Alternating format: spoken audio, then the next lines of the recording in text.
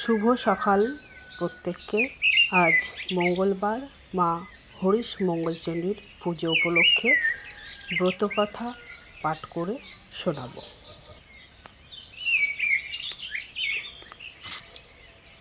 শ্রী হরিশ মঙ্গলচণ্ডী ব্রত।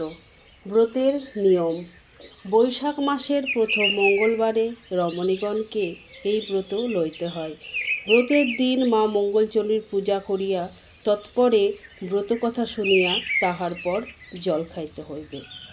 ব্রতকথা: এক ব্রাহ্মণীর সই ছিল এক গয়লানি। প্রতি বৈশাখ মাসের মঙ্গলবারে ব্রাহ্মণী হরিশ মঙ্গলচণ্ডীর ব্রত করত। একদিন গয়লানি তার সইকে বললে, আচ্ছা সই, তুমি যে ব্রত করো, এ ব্রত করলে কি হয়? ব্রাহ্মণী বললে, যে এই ব্রত করে তার কখনো চোখের জল পড়ে না, চিরকাল সুখে কাটে। গয়লানি শোনা মাত্রই ব্রাহ্মণীকে পেয়ে বসল। সে বললে, সই, আমি এ ব্রত করব। ব্রাহ্মণী সইকে অনেক বোঝালে, পরে বললে, এ ব্রত ভারী শক্ত, এর অনেক নিয়ম, তুমি গয়লার মেয়ে, গয়লার বউ, এইসব লটঘটি মেনে চলতে পারবে না, তোমার এ ব্রত করে কাজ নেই। কিন্তু গয়লার বউ কিছুতেই ছাড়ল না। সে বললে, হোক শক্ত, প্রাণ যায় যাক, তবু আমি এ ব্রত করব। তুমি সই আমায় এই নিয়মগুলি বলে দাও। ব্রাহ্মণী তখন কি আর করে, কাজেই ব্রতের নিয়ম সব বলে দিলে। গয়লার বউ বৈশাখ মাসের মঙ্গলবারে নিয়ম মতো ব্রত করলে। দুবার ব্রত করতেই মা মঙ্গলচণ্ডীর দয়া হলো। গয়লা বউয়ের সুখ ঐশ্বর্য খুব হলো। ওরা খুব গরিব ছিল। গয়লা দিন আনতো, দিন খেত। হঠাৎ এত সুখ তার সহ্য হলো না। গয়লা বউয়ের কাঁদবার জন্য প্রাণটা ছটফট করতে লাগলো। এইভাবে কিছুদিন যাবার পর একদিন গয়লা বউ সইকে বললে, সই, আর যে আমার সুখ সহ্য হচ্ছে না, আমার ইচ্ছে হচ্ছে খুব খানিকটা কাঁদি, কিন্তু কান্নাও যে আসছে না, কি করি বলো? শুনে ব্রাহ্মণী তো অবাক, খানিক চুপ করে বললে, হ্যাঁ সই, তোমার কি সব সৃষ্টি ছাড়া ব্যাপার, কাঁদবে কি? আমি সেই জন্যই তোমায় প্রথমে বলেছিলাম এ ব্রত নিও না, তখন তো শোনোনি, এখন বলছো কাঁদবো। গয়লা বউ নাছোড়বান্দা হয়ে বললে, তা কি হবে সই, আমি না কাঁদতে পারলে হয়তো মরেই যাব। প্রাণটা কেমন আয় করছে, এত সুখ আর ভালো লাগছে না, মনে হচ্ছে যেন আমি খুব খানিকটা কাঁদি। সইয়ের এই সব কাণ্ড দেখে ব্রাহ্মণী তখন বললে, তাই তো, এখন তোমায় কি বলি বলো তো?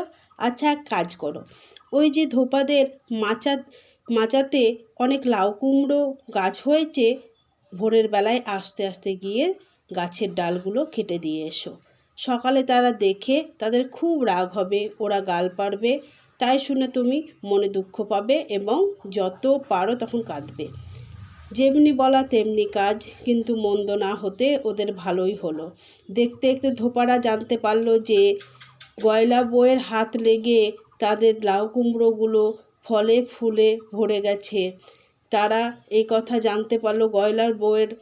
তারপর তারা 7 ছালা ভর্তি করে গয়লা বউয়ের বাড়িতে লাউ কুমড়ো দিয়ে এলো আর বলে এলো, মা আপনি সাক্ষাৎ লক্ষ্মী ঠাকুরন।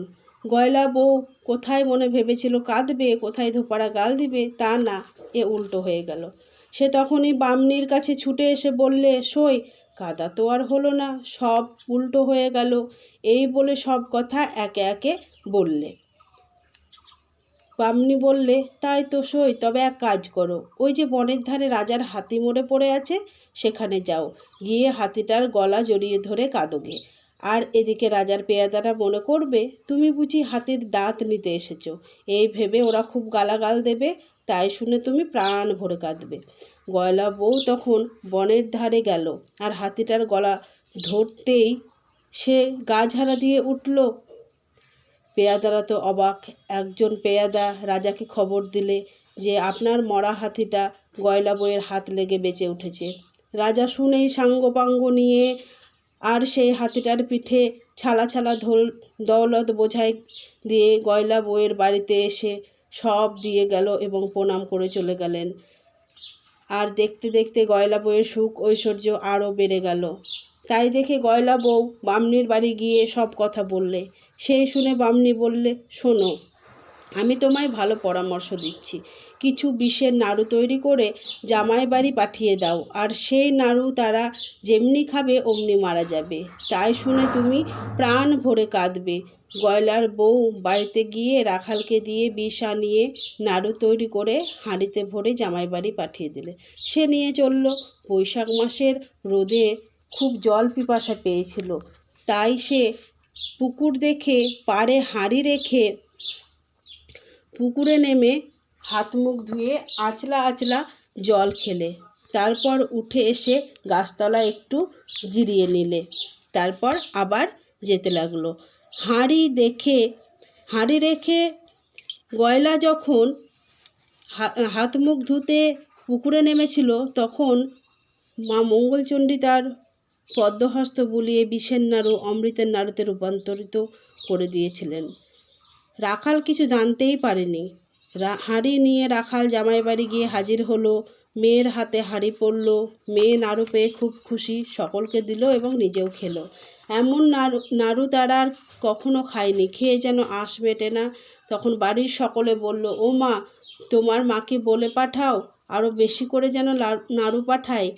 রাখাল বাড়ি ফিরে গিয়ে গয়লা বউকে সব বললে। শুনে গয়লা বউ বামনির বাড়ি গিয়ে সব কথা বামনিকে বললে, আর বললে যে আমি আর তোমার কোনো পরামর্শ চাই না, আমি কাল থেকে মঙ্গলচণ্ডীর পুজো করব না। বামনি কি ভাবলে, পরে বললে, আচ্ছা তাই করো। গয়লা বউ সইয়ের বাড়ি থেকে এসে মঙ্গলবারে ব্রত করা বন্ধ করে দিলে। তাই দেখে মা মঙ্গলচণ্ডী বিরূপা হলেন। পরদিন সকালে উঠে গয়লার বউ দেখলে যে যেখানে ঘুমোচ্ছিল সব মরে পড়ে আছে। তাই দেখে গয়লা বউ বুক চাপড়ে চেঁচিয়ে কেঁদে পাড়া মাথায় করল। সে কান্নার থামে না। 7 রাত 7 দিন সমানে কান্না চলল। আজ মঙ্গলবার সকালে তন্দ্রার ঘোরে শুনতে পেলে কে যেন কত দূর থেকে বলছে, আর কখনো এমন কাজ করিসনি, যা ভয় নেই।